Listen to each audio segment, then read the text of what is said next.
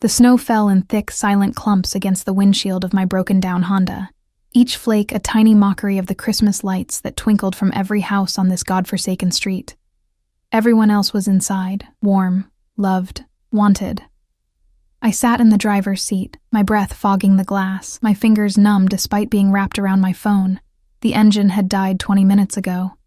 And with it, any illusion that this day could get worse. I was wrong. My hands trembled as I scrolled through my contacts, searching for Sarah's number through tears that made the screen blur. Sarah, my best friend.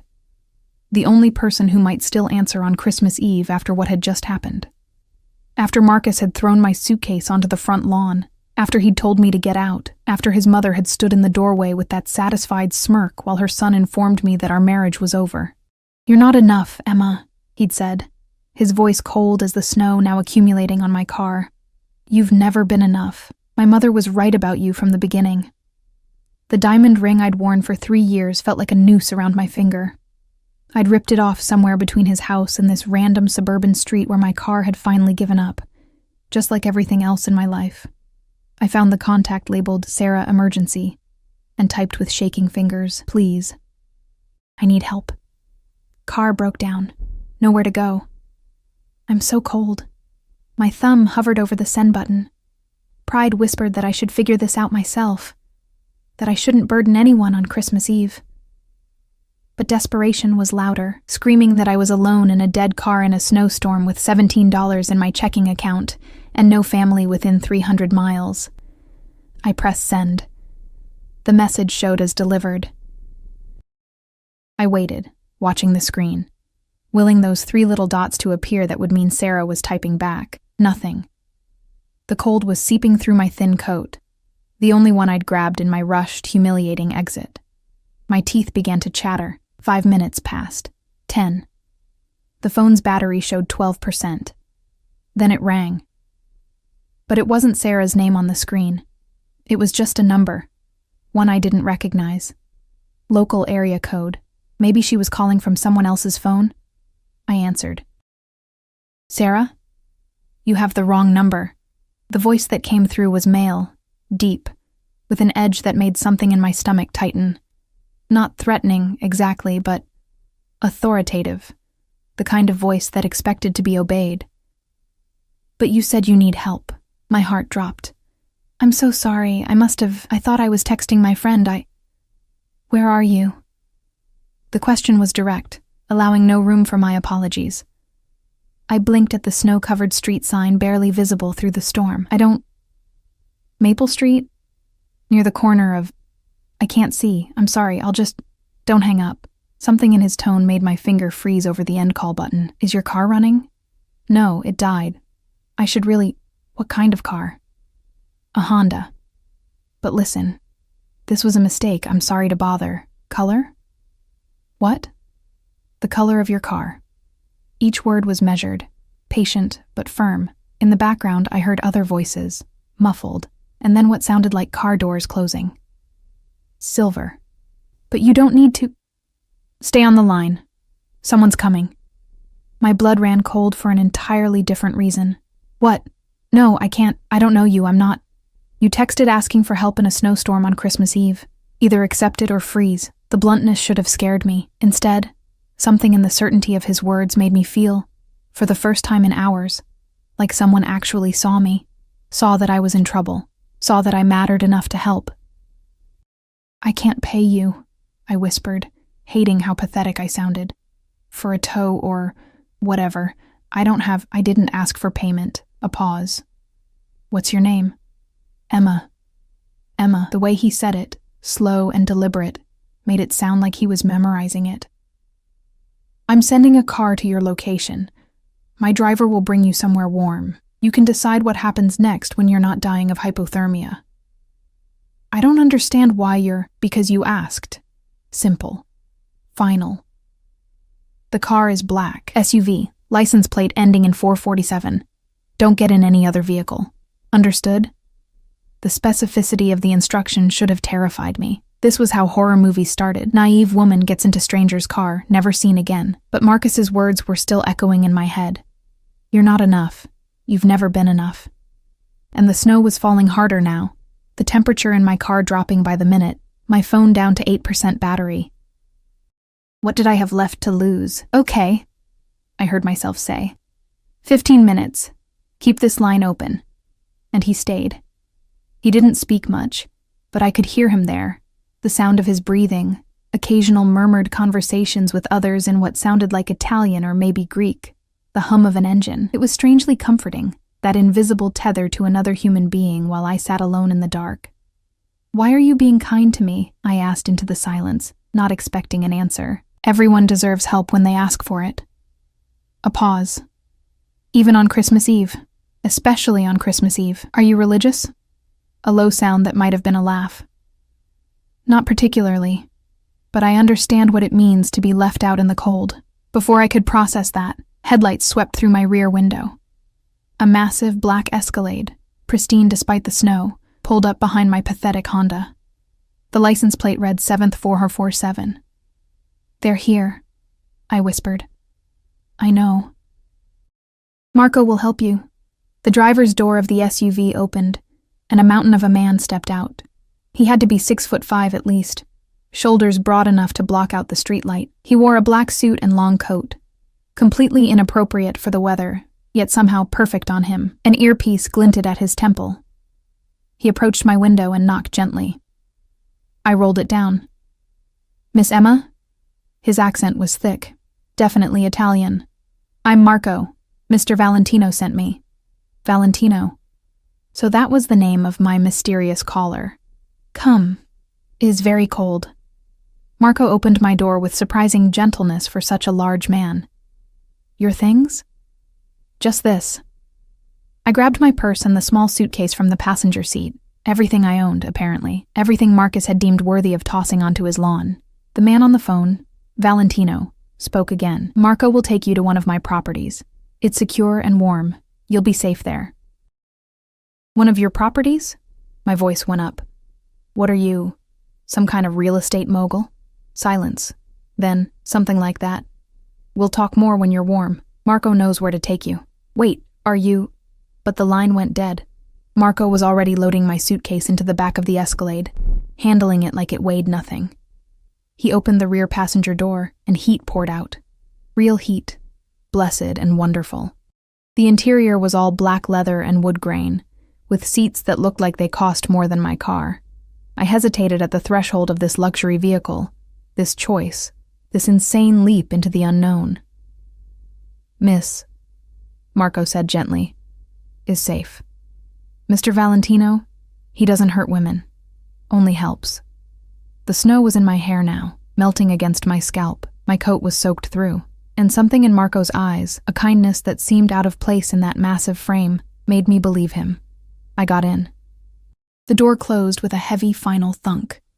Marco slid into the driver's seat, and another man I hadn't noticed was in the front passenger seat, also built like a weapon, also wearing an earpiece. Neither spoke as Marco pulled smoothly into the street. I sat in the back, surrounded by warmth and leather, and the faint scent of expensive cologne, watching my broken Honda disappear in the side mirror.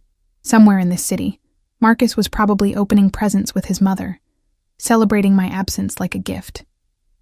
And I was in a stranger's car, being taken to God knows where, by people who moved with military precision and wore earpieces on Christmas Eve. The smart part of my brain screamed that this was dangerous, stupid, reckless. But the broken part, the part that had been called not enough and thrown away like garbage, whispered that maybe, just maybe, being reckless was exactly what I needed. My phone buzzed. A text from the same unknown number. You're safe now, Emma. Rest. We'll talk when you arrive. I stared at those words until they blurred.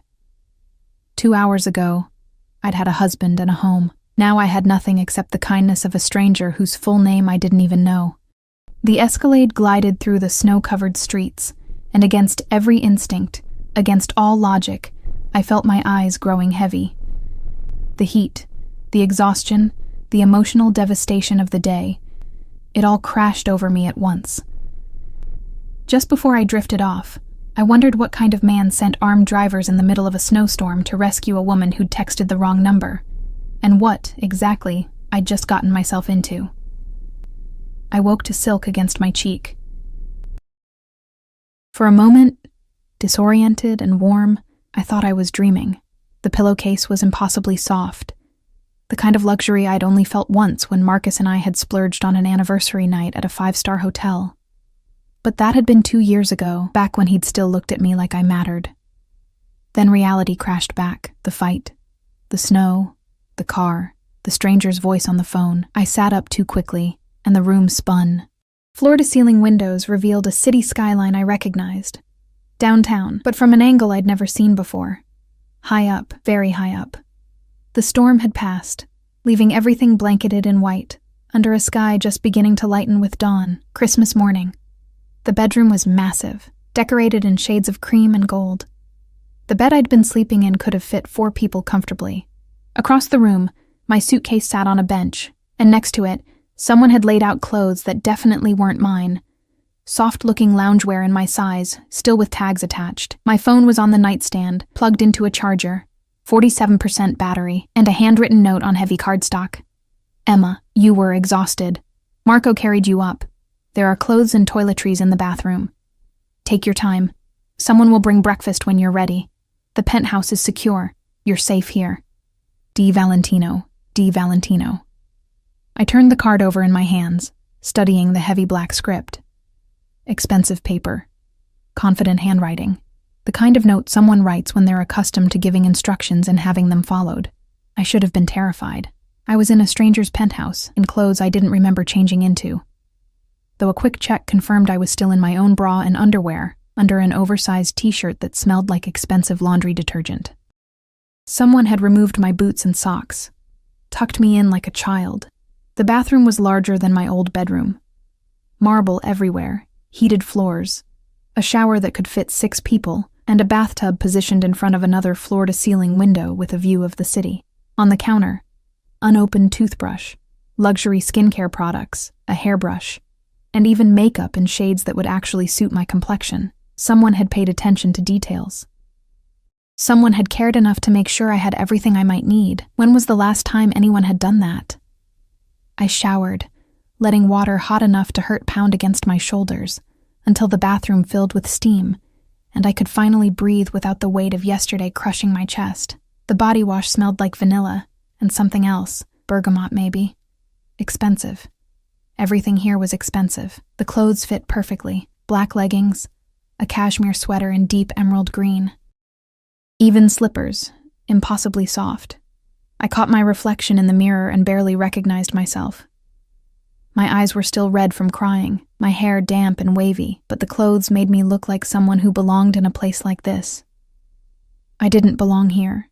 I was Emma Chen, recently unemployed elementary school teacher, recently discarded wife, owner of $17 and a broken Honda. I belonged in a studio apartment with IKEA furniture, not a penthouse that probably cost more per month than I made in a year. But I was here, and I was warm. And for the first time in months, maybe years, I wasn't trying to make myself smaller to fit into someone else's idea of who I should be. A soft knock on the bedroom door made me jump. "Miss Emma?" Marco's accented voice, gentle despite his size. "You are awake? There is breakfast." I opened the door to find him standing there in a different suit, charcoal gray today, looking like he'd already been awake for hours. Behind him, a woman in her 50s with kind eyes and an efficient demeanor waited with a covered tray. "This is Rosa," Marco said. "She manages Mr. Valentino's household. She brings food." Rosa smiled warmly and said something in rapid Italian. Marco translated. "She says you are too thin. She will fix this." Despite everything, I almost laughed. "Tell her thank you, for the clothes too, and for all of this." More Italian. Then Rosa patted my cheek with maternal affection, before bustling into the room to set up breakfast on a small table by the window. The smell made my stomach growl. Fresh bread, coffee, eggs, fruit. When had I last eaten? Yesterday's breakfast, before Marcus's mother had arrived and everything had fallen apart. "Mr. Valentino, he will be here soon," Marco said. "He asks if you are comfortable with this, or if you prefer more time." My heart kicked against my ribs. After everything, I was finally going to meet the man who'd sent his people to rescue me, the man whose voice had kept me tethered in the darkness. "I'll meet him," I said, surprised by how steady my voice sounded. Marco nodded with approval. Good. He is curious about you. Curious? I repeated. Why would he be curious about me? I'm nobody. Something flickered in Marco's expression. Surprise, maybe, or disapproval. You are not nobody, Miss Emma. Mr. Valentino, he does not help nobody. He helps people who deserve help. Before I could process that, he and Rosa left, closing the door with a soft click. I sat at the table, looking at the spread of food that was probably worth more than my weekly grocery budget used to be. Through the window, the city was waking up. Families were probably opening presents, making pancakes, being normal. And I was waiting to meet a man who casually owned penthouses and sent armed drivers in snowstorms. I was halfway through the best scrambled eggs I'd ever tasted when I heard voices in the other room, low, male, speaking in Italian. Then footsteps, measured and confident, approaching the bedroom. Another knock. But this time, the door opened before I could respond. He stepped into the room, and every coherent thought evaporated from my mind. D. Valentino. Dante, I would learn later, looked nothing like I'd imagined. I'd pictured someone older, maybe balding, with the soft edges of wealth and comfort. Instead, he was young, early 30s at most, with dark hair precisely cut and eyes so dark they were almost black. He wore a black suit that had definitely been tailored to his body. A white shirt open at the collar, no tie. Simple. Devastating. But it wasn't his looks that made my breath catch. It was the way he carried himself. Absolute authority wrapped in perfect control. He moved like violence was always an option, but never a necessity. Like he'd never had to raise his voice to make people obey. And he was looking at me like I was the most interesting thing he'd seen in years. Emma. My name and his voice, in person, was even more affecting than it had been on the phone. You slept well? I stood up too quickly, nearly knocking over my coffee. Yes. Thank you for everything. The room, the clothes, the food. I don't know how to sit. Not a command exactly, but close. Finish your breakfast. He moved to the chair across from me, and I noticed for the first time that Marco had followed him in, stationing himself by the door like a sentinel. Another man in a suit stood in the hallway, partially visible. Always surrounded by security, I realized. Always protected. What kind of businessman needed that level of security on Christmas morning? Dante leaned back in his chair, studying me with an intensity that made me feel exposed, despite being fully clothed. Tell me what happened yesterday. I don't want to burden you with Emma. The way he said my name made it impossible to deflect. Tell me. So I did. I didn't mean to, didn't plan to, but something about his stillness made the words pour out. I told him about Marcus, about his mother who'd hated me from day one, about the growing distance, the cruel comments, the way I'd become invisible in my own marriage, about coming home yesterday to find his mother there, bags packed, and Marcus's cold declaration that I wasn't enough, that I'd never been enough. Dante's expression didn't change throughout my story, but something in his eyes went very dark when I mentioned being thrown out in the snow. He put his hands on you? The question was quiet. Dangerous. No. He just told me to leave, threw my suitcase out. Where is he now? The shift in his tone made my skin prickle. I don't know. His house, probably. Why? Dante was silent for a long moment, then stood and walked to the window, his hands in his pockets. Against the backdrop of the city, he looked like he owned it. Maybe he did. You texted the wrong number, he said. Do you know whose number you actually reached? My mouth went dry. No. He turned back to me, and in the morning light, I could see details I'd missed. A thin scar along his jaw, the expensive watch on his wrist, the way his suit jacket hung perfectly despite the gun I could now see outlined against his side. A gun. My name is Dante Valentino, he said calmly, and I'm not a real estate mogul, Emma. I run this city's operations for my family's organization. Do you understand what I'm saying? The eggs turned to lead in my stomach. Operations, organization. The way Marco and the other guards moved. The penthouse. The casual use of the word family. In a way that meant something different than blood. You're I couldn't say it. Yes. He watched me carefully, gauging my reaction. And you accidentally asked the head of the Valentino family for help on Christmas Eve, which presents an interesting situation. I stood up, my chair scraping back. I should go. I'm sorry, I didn't mean to. This was a mistake. Sit down. The command in his voice made me freeze. He stepped closer, and I could smell his cologne now. Something dark and woodsy, perfectly subtle, yet impossible to ignore. You're not leaving, he said. And it wasn't a threat. It was a simple statement of fact. Not yet. You can't keep me here. One dark eyebrow rose. Can I? My heart hammered. Why would you want to? He studied me for a long moment, his expression unreadable. Then, surprisingly, he smiled. A small, genuine curve of his lips that transformed his face from intimidating to absolutely devastating. Because you intrigue me, Emma Chen. You ask a stranger for help with no idea who he is. You get in his car, come to his home, and when you discover what he really does, your first instinct is still honesty, not manipulation. He moved closer, close enough that I had to tilt my head back to maintain eye contact. Do you know how rare that is in my world? I'm not rare. I'm just stupid. No. His hand came up, and I thought he might touch my face, but he stopped just short. You're brave. Braver than you know, and you deserve better than a man who throws you away like garbage. The kindness in those words, coming from a man who was clearly dangerous, made my throat tight. What do you want from me? I want you to stay here, for a few days at least, until we figure out what happens next. And if I say no? He stepped back, giving me space. Then Marco drives you wherever you want to go. You walk away and we never speak again.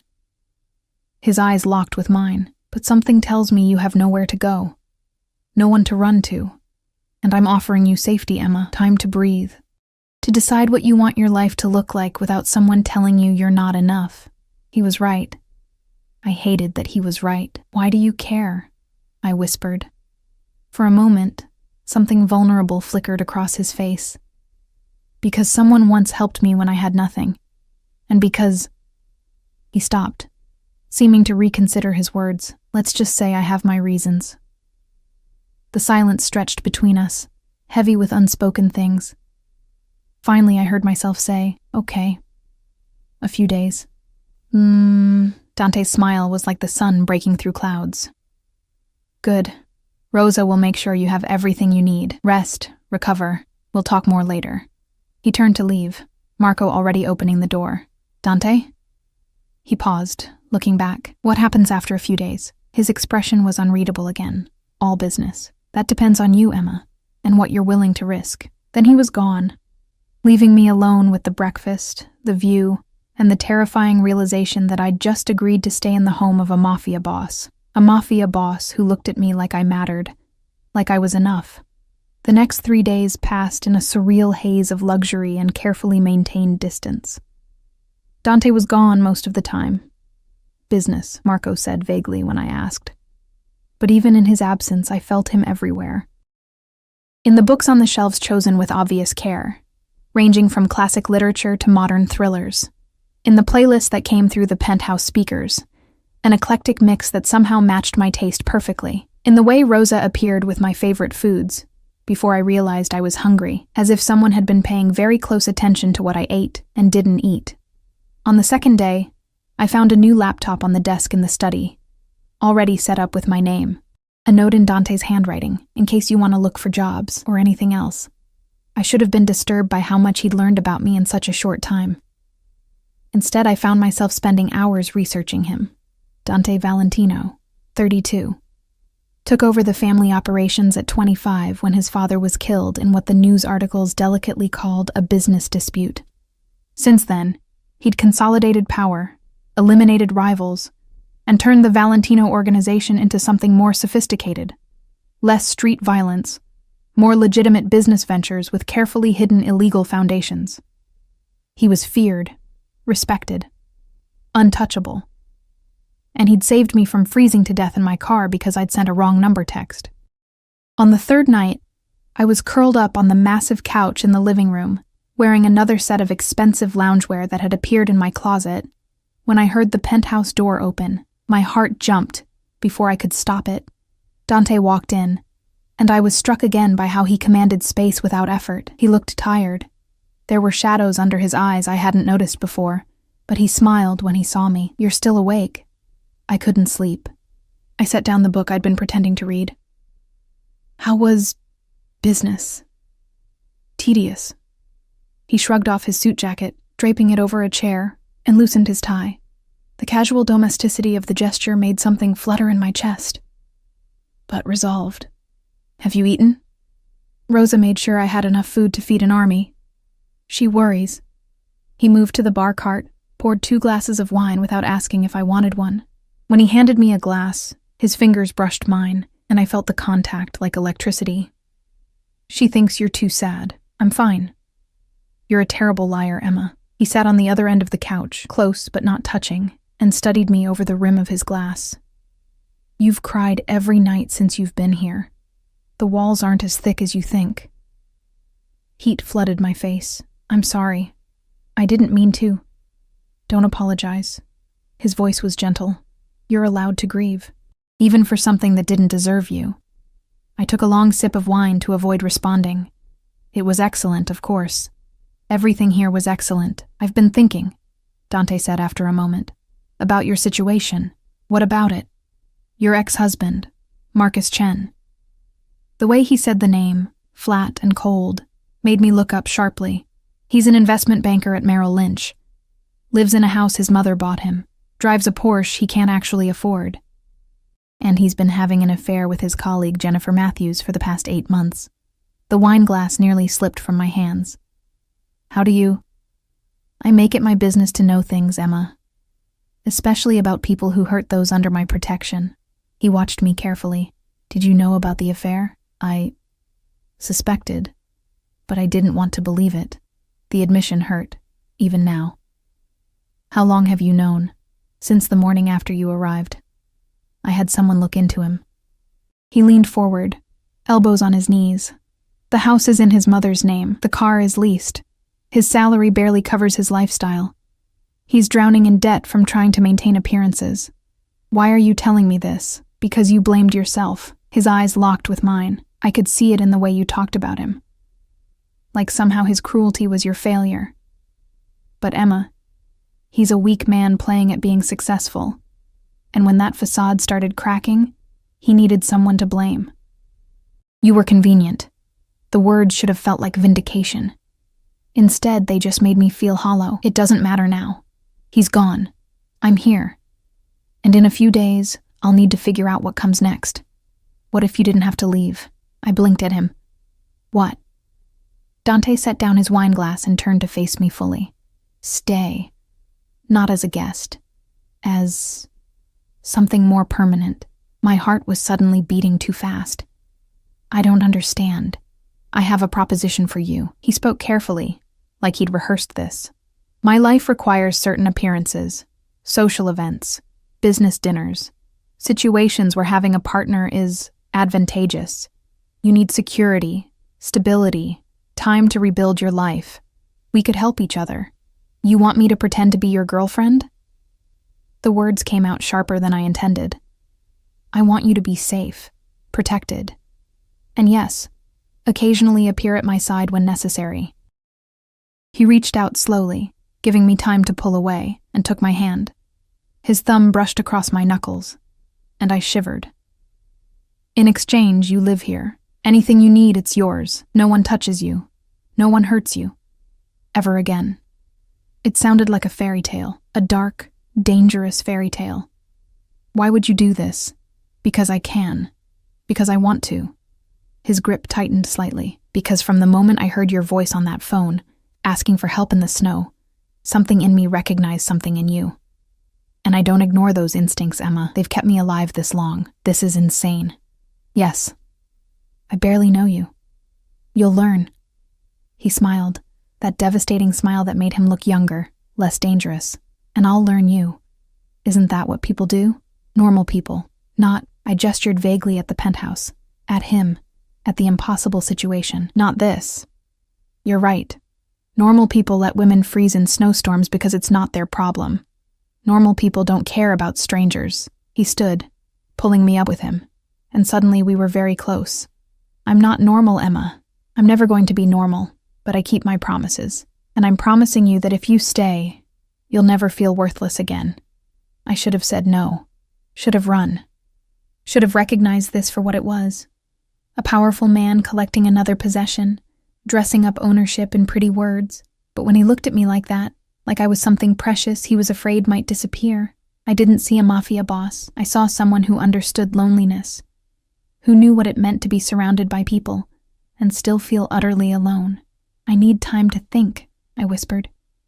Take all the time you need, but he didn't let go of my hand. Just think here, where I know you're safe.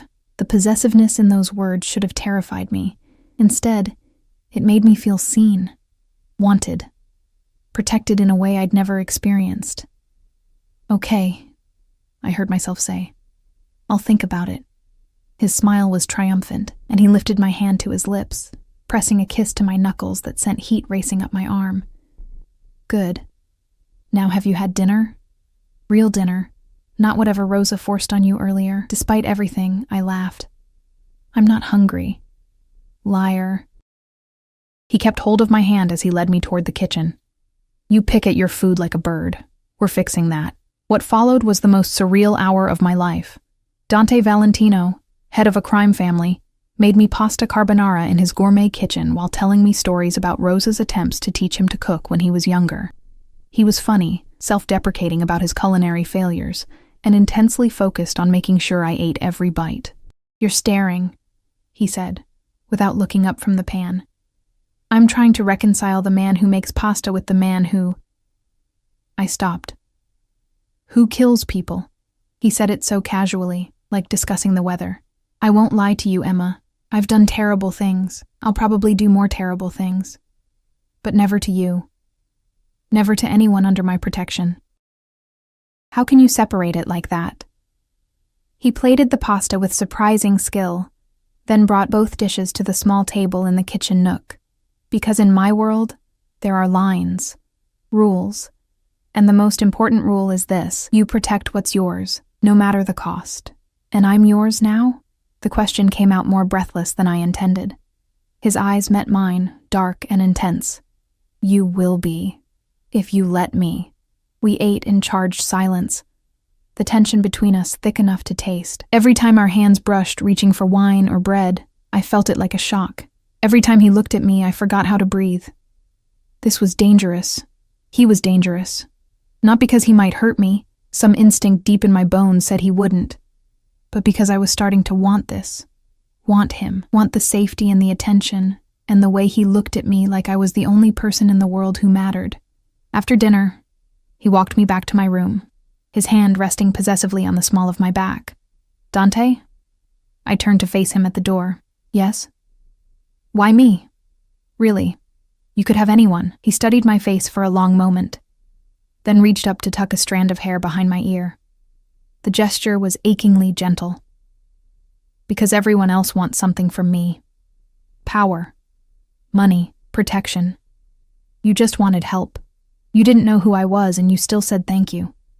His hand lingered against my cheek. Do you know how rare that is? How precious?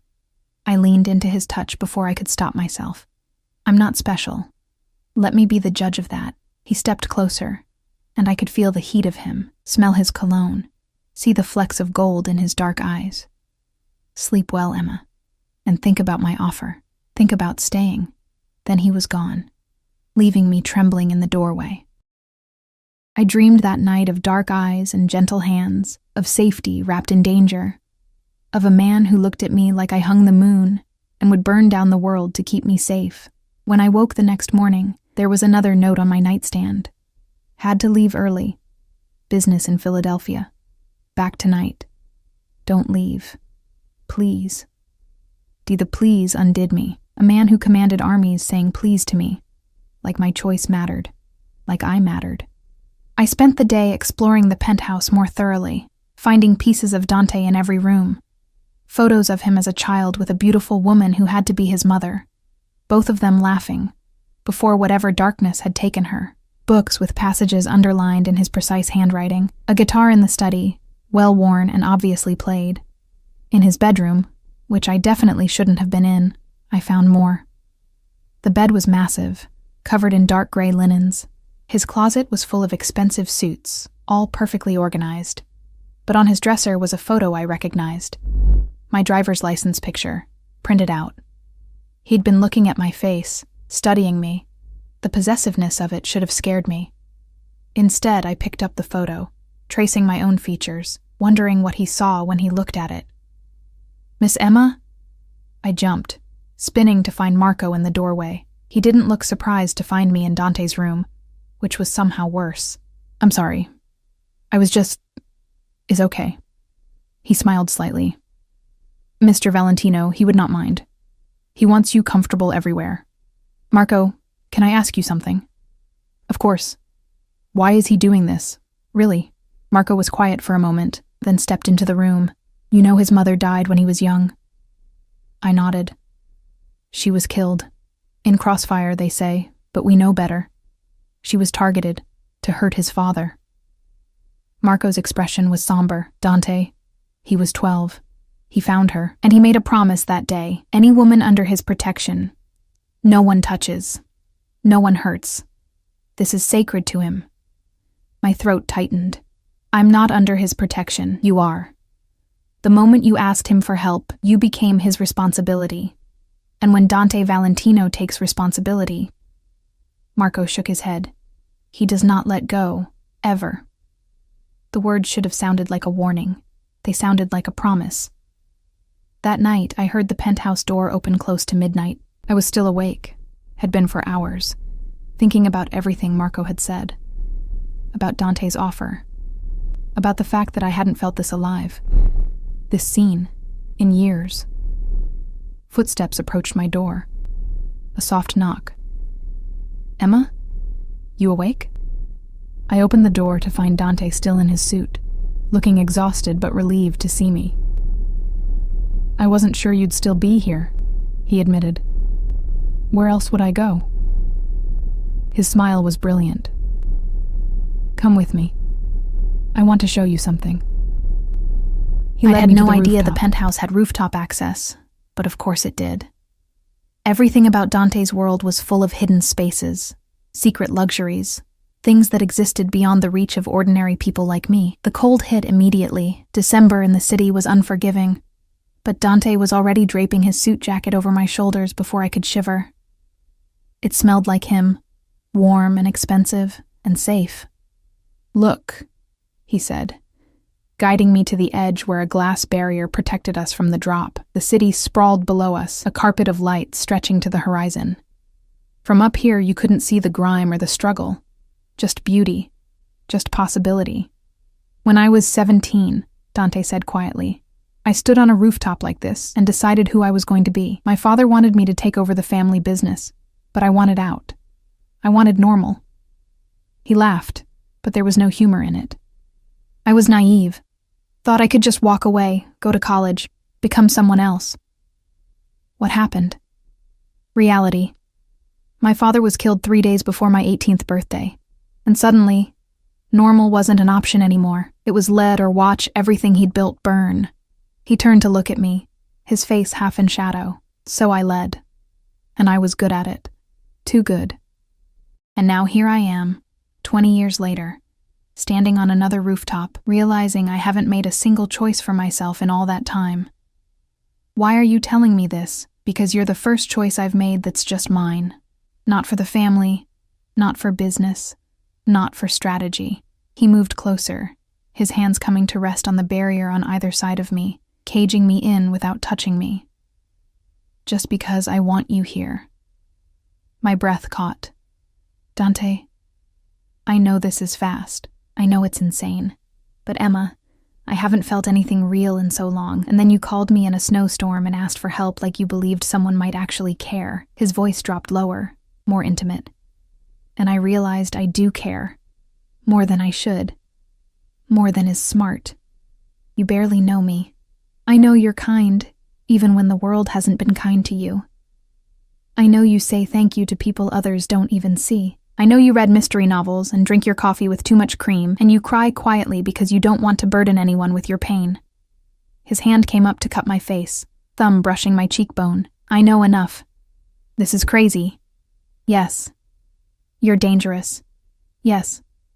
I should run. But you won't. It wasn't arrogance. It was certainty. And worse, he was right. I wouldn't run. Couldn't run.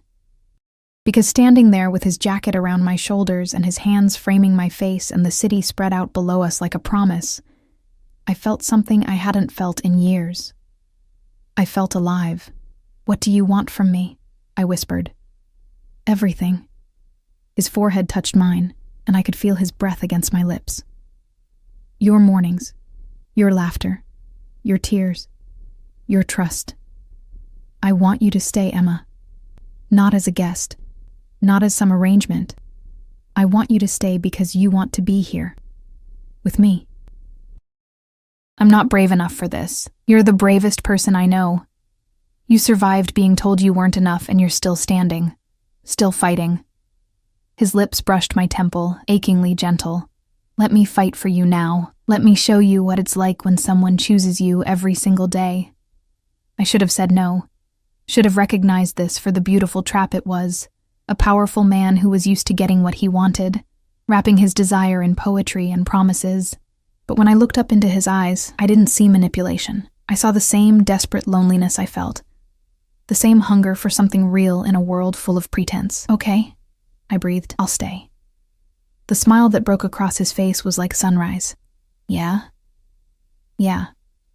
But Dante, I need you to understand something.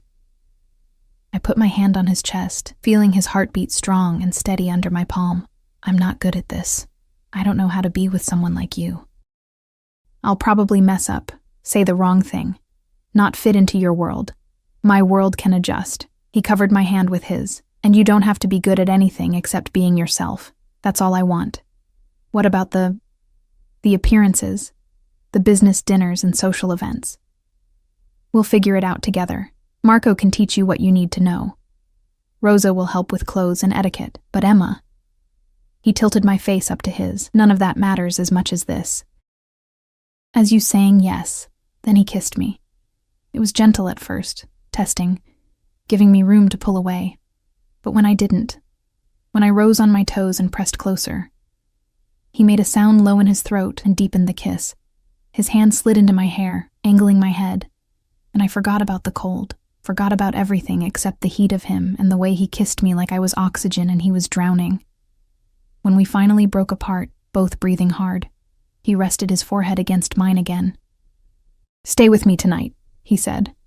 Not, I just want to hold you. Want to wake up knowing you're still here.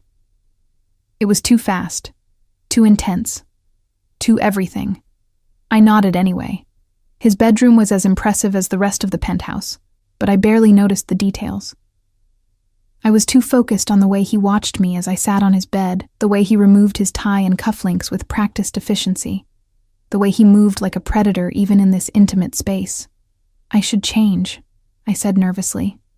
There are things in the closet. Help yourself. He disappeared into the bathroom, and I heard water running. The closet held more of the expensive loungewear that kept appearing, but also, my breath caught, lingerie. Beautiful, delicate things in my size, still with tags. Had he bought these hoping I'd stay? Or was this just how his world worked, everything prepared, everything perfect? I changed into a silk pajama set, dark green to match my eyes, and was perched on the edge of the bed when he emerged from the bathroom wearing only sleep pants, his chest bare. I'd known abstractly that he was built, but seeing him like this, the lean muscle, the few scattered scars that told stories I didn't know yet, the way he moved with unconscious grace, made my mouth go dry. Come here, he said softly, pulling back the covers. I slid in beside him, and he immediately pulled me close, my back to his chest, his arms secure around my waist. The intimacy of it made my eyes burn. When was the last time someone had just held me? When was the last time I'd felt safe enough to let my guard down, tell me something? He murmured against my hair, something you've never told anyone. Why? Because I want to know you, the real you, not the version you show the world. I was quiet for a long moment, then heard myself whisper, I wanted to be a writer when I was young, before teaching, before Marcus. I used to write stories, create whole worlds, but Marcus said it was childish, a waste of time. So I stopped. Dante's arm tightened around me. You'll write again, whatever you want. I'll make sure you have the time, the space, everything you need. You can't just fix everything with money and power. Watch me. He pressed a kiss to my shoulder. What else? What makes you happy? I don't know anymore. Then we'll figure it out together. Another kiss. This one to the nape of my neck, and I shivered. I'm going to learn everything about you, Emma. Every fear, every dream, every secret. And I'm going to make sure you never doubt your worth again. That's a big promise. I don't make promises I can't keep. I turned in his arms to face him, and in the dim light from the city filtering through the windows, his face was softer, younger. What about you? What do you want? You. This. Something that's mine. Not because I took it, but because it was freely given. His hand traced down my arm, leaving goosebumps in its wake. I've spent my whole life taking Emma, building an empire on fear and power, but you're the first thing I've wanted that I can't just claim. You have to choose me, every day. And that terrifies me. The vulnerability in his voice undid me. I'm here, aren't I? For now. But what happens when you see the rest of it? The ugly parts I can't hide forever. His jaw tensed. What happens when you realize what I really am? What are you? Dangerous. Ruthless. I've killed people, Emma. Not many. Not recently, but enough. I've made choices that keep me awake at night. I'm not a good man. Maybe not. But you saved me when you didn't have to. You've been nothing but kind to me. Gentle.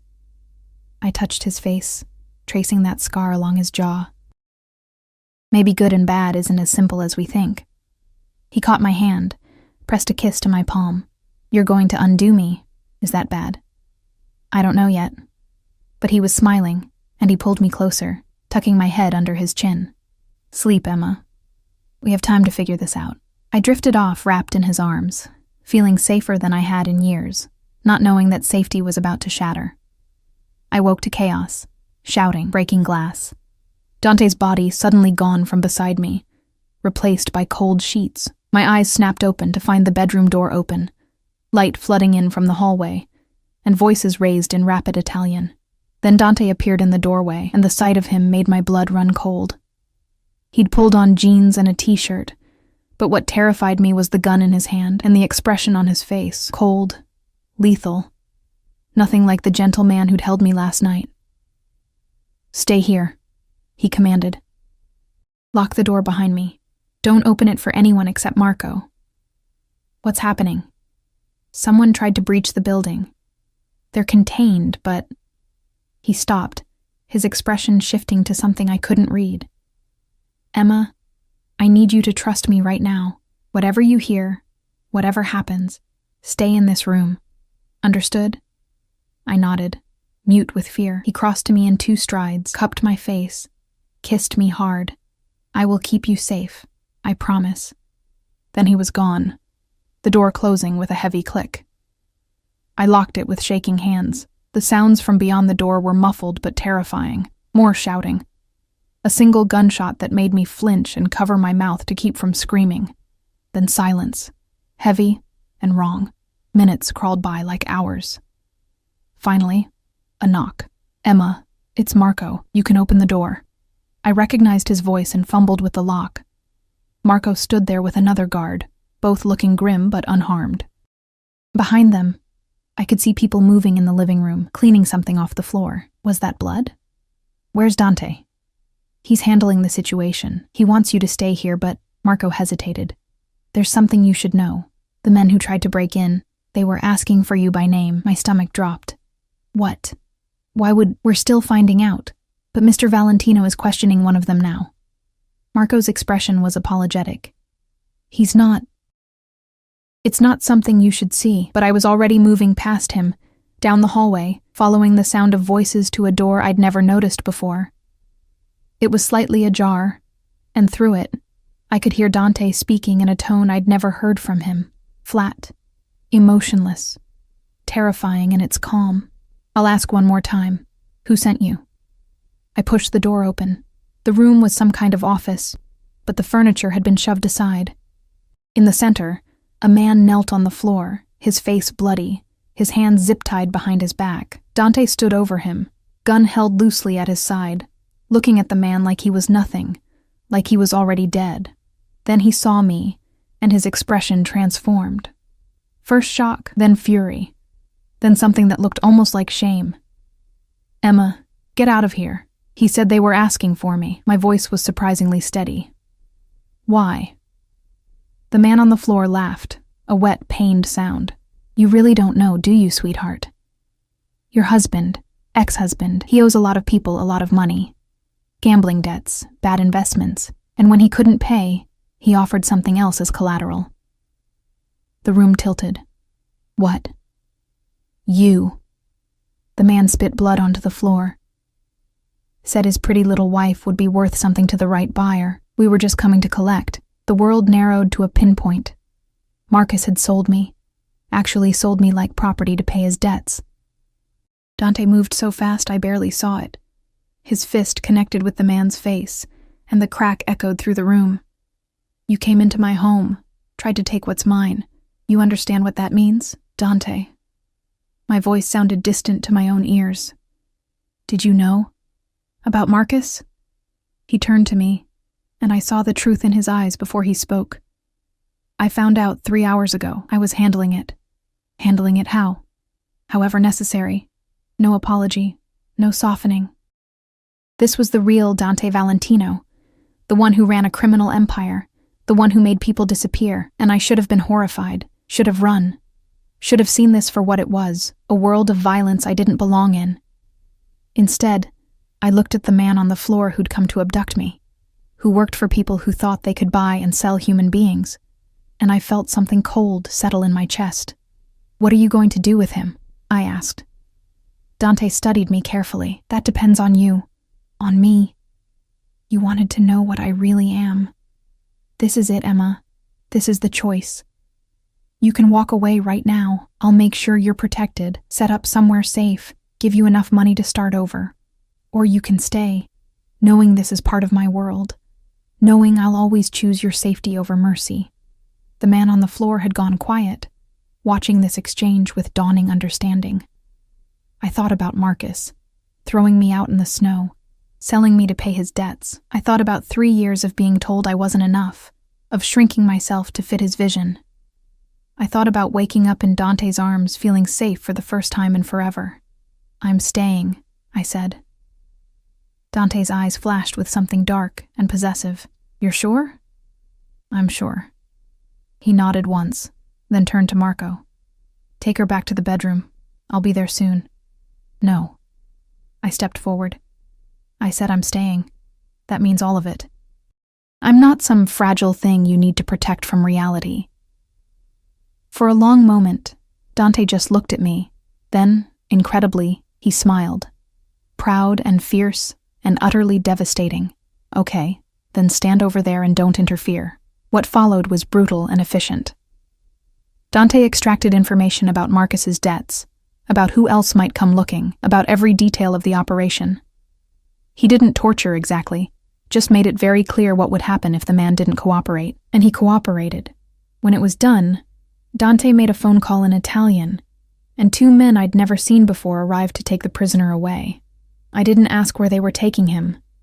I didn't want to know. Finally, we were alone in the office. Dante stood there, breathing slightly heavier than normal, a spot of blood on his shirt, looking at me like he expected me to bolt. "Say something," he said quietly. "You need to change your shirt. There's blood on it." He barked out a surprised laugh. "That's what you're focused on? What do you want me to say? That I'm scared? I am. That this is insane? It is." I moved toward him, and he went very still. "But I'm also tired of being the victim in my own story, and you're offering me a chance to be something else. Someone stronger. This isn't strength, Emma. It's darkness. Maybe I need a little darkness. I stopped in front of him, close enough to touch. Maybe I'm tired of being the good girl who gets thrown away. His hands came up to frame my face, thumbs brushing my cheekbones. You're not thrown away. Not anymore. You're mine. And anyone who tries to take what's mine. His eyes went cold and hard. They learned very quickly why that's a mistake. The possessiveness should have terrified me. Instead, it made me feel powerful, wanted, chosen. What happens now? I asked. Now, I make sure Marcus Chen understands what he's lost and what it costs to put you in danger. His smile was sharp, dangerous. And you, Emma, you decide just how deep into this world you want to go. I thought about it for exactly 3 seconds. All the way, I said. I'm all in. Dante's kiss was hard, claiming, full of dark promise. And when he pulled back, his eyes were blazing. Then welcome to my world, amore mio. Let's show them what happens when someone underestimates you. The next morning, I woke alone again. But this time there was a dress laid out on the chair. Black, elegant, expensive. And a note. We have a meeting today. Dress accordingly. Marco will brief you. You're about to see exactly what you've agreed to. Drosa appeared with breakfast and an expression that was equal parts approval and concern. She chattered in Italian while helping me with my hair and makeup, transforming me into someone I barely recognized. The woman in the mirror looked sophisticated, dangerous even, in the way she held herself. Marco knocked precisely at 10. Miss Emma, are you ready? Ready for what? Mr. Valentino is addressing the family council today. He wants you there. My stomach dropped. The entire council? Marco, I don't know anything about. You know enough. His expression was kind. You know who you are to him. That's all that matters. The meeting was held in a restaurant Dante apparently owned, closed to the public, with guards at every entrance. The back room was set up like a boardroom, with a long table surrounded by men in expensive suits. They all stood when Dante entered, and I realized with a start that I was walking beside him, his hand possessive on the small of my back. Every eye in the room tracked to me. Gentlemen, Dante said, his voice carrying effortless authority. This is Emma Chen. She's under my personal protection, which means she's under the family's protection. Anyone who touches her answers to me directly. Are we clear? A murmur of assent rippled through the room. An older man at the far end, silver-haired, sharp-eyed, spoke up. With respect, Dante, bringing an outsider to a council meeting. Emma isn't an outsider. She's family. Dante's tone brooked no argument, and this meeting concerns her directly. He guided me to a chair, then remained standing. What followed was the most surreal hour of my life. Dante laid out the situation with Marcus's debts, the attempted abduction, the network of people who'd been involved. Names I didn't recognize. Amounts of money that made my head spin. Marcus Chen gambled away $300,000, Dante said. Money he didn't have, and when his creditors came calling, he offered his wife as payment. This insult, this violation, happened on our territory, which makes it our business. What do you propose? The silver-haired man asked. Total financial destruction. Dante's smile was cold. His accounts frozen, his credit destroyed, his job terminated. I've already spoken to his superiors at Merrill Lynch. By the end of the week, Marcus Chen will have nothing. Not his house, not his car, not his reputation. He'll understand what it means to lose everything. And the creditors who accepted his offer? Another man asked. Already being handled. They'll wish they'd never heard Emma's name. The casual efficiency of it made my skin prickle. This was Dante's world, where fortunes were made and destroyed with a phone call, where lives were ruined as casually as ordering coffee, and he was doing it all for me. After the meeting, as the others filed out, the silver-haired man approached us. Up close, I could see the family resemblance. He had Dante's eyes. Uncle Carlo, Dante said. This is Emma. Emma, my Uncle Carlo. He manages our legitimate operations. Carlo studied me with shrewd eyes. You've made quite an impression on my nephew. He's never brought anyone to a council meeting before. I didn't ask him to destroy someone's life for me, I said quietly. No. But you didn't ask him not to either. Carlo smiled slightly. That shows wisdom. In this family, we protect our own. Always, you'll learn that. After he left, I turned to Dante. Your uncle doesn't trust me. He doesn't trust anyone. It's kept him alive this long. Dante pulled me close, right there in the empty meeting room. But he will trust you. They all will. Because you're mine. And that makes you untouchable. What if I don't want to be untouchable? What if I want to be useful? His eyebrows rose. Useful how? You said this was a partnership. That means I contribute something, right? I'm not just some trophy you parade around. I took a breath. I was a teacher. I'm good with people, good at reading them, good at making connections. Use that. Dante looked at me for a long moment, then smiled, genuine and warm. You never stop surprising me. All right. We have a charity gala next week. Legitimate donors, politicians, people who need to believe we're respectable. You'll come with me. Help me navigate the social waters. I can do that. I know you can. He kissed my forehead. But first, we deal with your ex-husband. 3 days later, I stood in front of Marcus's house. His mother's house, I corrected myself, with Dante beside me and Marco waiting in the car. The for sale sign on the lawn was new. So were the legal notices taped to the door. You don't have to do this, Dante said quietly. I can handle this without you. I need to see him. Need him to see me. I straightened my shoulders. I need him to know I'm not the woman he threw away anymore. Dante nodded and rang the doorbell. Marcus answered, and the shock on his face when he saw me was worth everything. He looked terrible, unshaven, rumpled, with dark circles under his eyes. Behind him, I could hear his mother's shrill voice demanding to know who was at the door. Emma? His voice cracked. What are you... You can't be here. I have a restraining order. No, you don't. Dante's voice was cold. You tried to file one. It was denied. Just like your appeal on the house foreclosure. And your lawsuit against your former employer. Marcus's face went white. Who the hell are you? Dante Valentino. He let the name hang in the air, watched recognition and terror dawn in Marcus's eyes. And I'm the reason your life is falling apart. You can't. This is illegal. I'll go to the police. You'll do nothing. Dante stepped forward, and Marcus actually flinched. You sold your wife to pay gambling debts. You put her in danger. Do you understand what that means in my world? I didn't. I never meant for anyone to actually. You meant every word. You valued her at the price of your debt, and not a penny more. Dante's voice could have cut glass. So I decided to show you what real value looks like.